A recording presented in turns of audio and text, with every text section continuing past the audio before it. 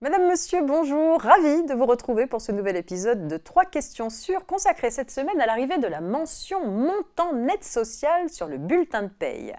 À compter du 1er juillet 2023, en effet, les bulletins de paye devront afficher une nouvelle mention, le montant net social ou net social.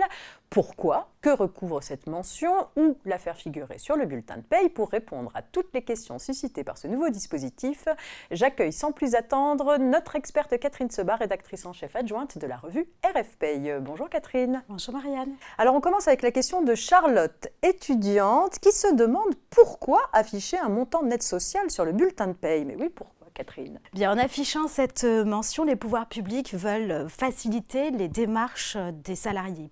Le but est que les salariés puissent mieux identifier leurs revenus de référence à prendre en compte au titre des revenus salariaux pour le droit à certaines prestations. D'accord.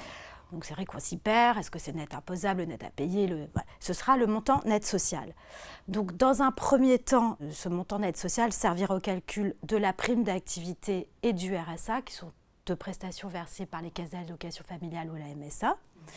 Et puis, il doit être généralisé à d'autres prestations. Le but, c'est une solidarité à la source, c'est-à-dire éviter que les salariés ne touchent pas certaines prestations auxquelles ils ont pourtant droit.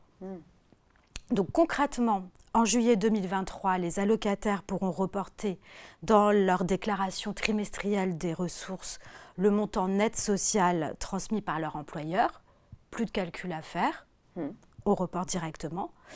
Et en 2024, ce montant sera directement communiqué aux caisses d'allocation familiale pour chaque revenu versé par les employeurs et les organismes sociaux. Donc il y aura une certaine automaticité, il n'y aura plus de calcul à faire. Mais les allocataires pourront toujours vérifier sur le site Mes droits sociaux que ce sont les bons montants et en tout cas, ils pourront au moins le consulter pour savoir quel est le montant total de leurs revenus nets sociaux qui a été transmis. Très bien, merci. Sandrine, responsable paye, souhaite savoir si les indemnités de rupture du contrat sont retenues dans le net social. Alors oui, mais au préalable, il faut bien avoir en tête ce qu'est le montant net social. Donc il est constitué de l'ensemble des sommes brutes correspondant aux rémunérations et revenus de remplacement versés par l'employeur aux salariés. Donc salaire, prime, avantages en nature, rémunération des heures supplémentaires par exemple, mais hors indemnité journalière de sécurité sociale. Et de ce montant brut, il faut déduire certaines cotisations et contributions sociales. La part salariale de l'ensemble des cotisations et contributions sociales obligatoires d'origine légale, donc fixées par la loi ou conventionnelle, donc les cotisations de sécurité sociale, retraite complémentaire Agirc-Arrco, assurance chômage, CSG, CRDS, etc.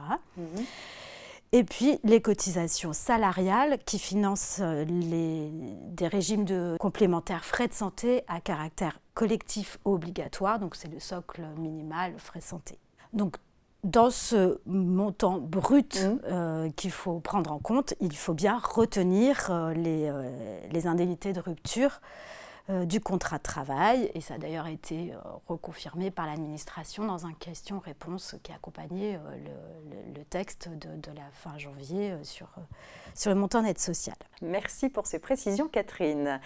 Une question pratique à présent posée par Julien, gestionnaire paye.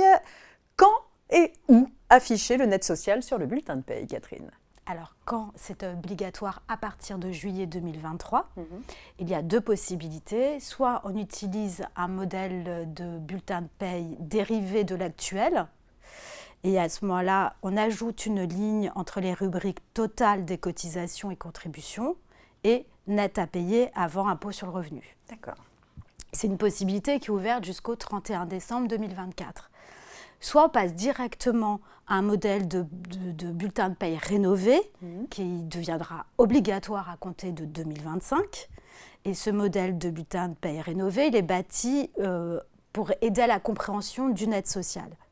Donc, il procède en particulier à un réaménagement des rubriques consacrées à la protection sociale complémentaire et il comporte une nouvelle rubrique qui est dédiée au remboursement et déductions diverses qui n'existent pas actuellement.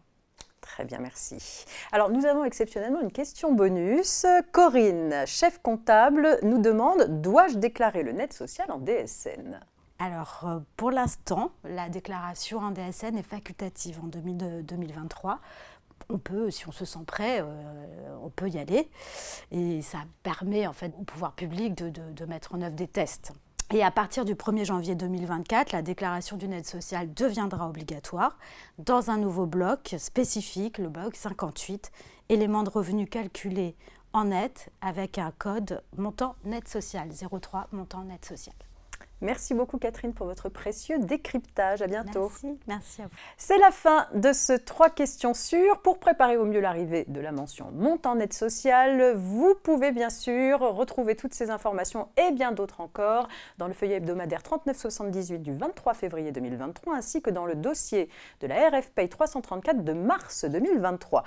Et puis vous le savez, le groupe Revue Fiduciaire, c'est également une chaîne YouTube à laquelle je vous invite à vous abonner sans plus tarder en activant bien sûr la petite cloche des notifications pour être informé dès qu'une nouvelle vidéo est mise en ligne. Je vous donne rendez-vous la semaine prochaine avec une nouvelle thématique, vos questions et les réponses de nos expertes et experts. Excellente journée à toutes et à tous.